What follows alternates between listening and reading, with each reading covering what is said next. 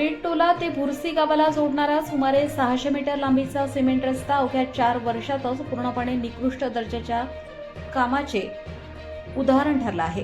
मुख्यमंत्री सडक योजनेतून लाखो रुपये खर्च करून उभारण्यात आलेल्या या रस्त्याला बांधकाम झाल्यानंतर अवघ्या एका वर्षातच मोठमोठ्या भेगा पडू लागल्या।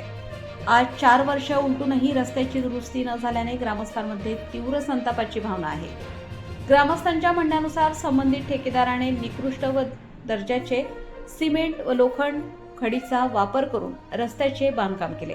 त्यामुळे रस्ता आज धोकादायक अवस्थेत पोहोचला असून वाहन चालक आणि पादचाऱ्यांच्या जीवाला धोका निर्माण झाला आहे। तरीही ग्रामपंचायत आणि संबंधित प्रशासनाकडून याकडे सातत्याने दुर्लक्ष होत असल्याचा आरोप ग्रामस्थांनी केला आहे। स्थानिक नागरिकांचा प्रश्न आहे की मुख्यमंत्री सडक योजनेतील निधी नेमका गेला कुठे?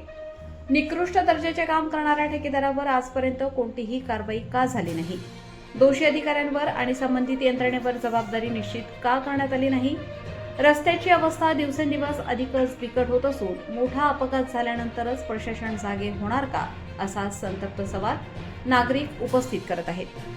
प्रश्न अनुत्तरित। रस्ता अवघ्या एका वर्षातच का तडकला? निकृष्ट दर्जाच्या कामाला जबाबदार कोण? संबंधित ठेकेदारावर कारवाई का नाही? ग्रामपंचायत आणि प्रशासनाची जबाबदारी नेमकी कुठे? मोठा अपघात झाल्यावरच प्रशासन जागे होणार का? ग्रामस्थांनी या रस्त्याची तातडीने तांत्रिक चौकशी करून दोषी ठेकेदार, संबंधित अधिकारी आणि जबाबदारांवर कठोर कारवाई करण्याची तसेच रस्त्याची त्वरित दुरुस्ती करण्याची मागणी केली आहे। आकाश नंदागवळी, गोंदिया, भंडारा जिल्हा प्रमुख।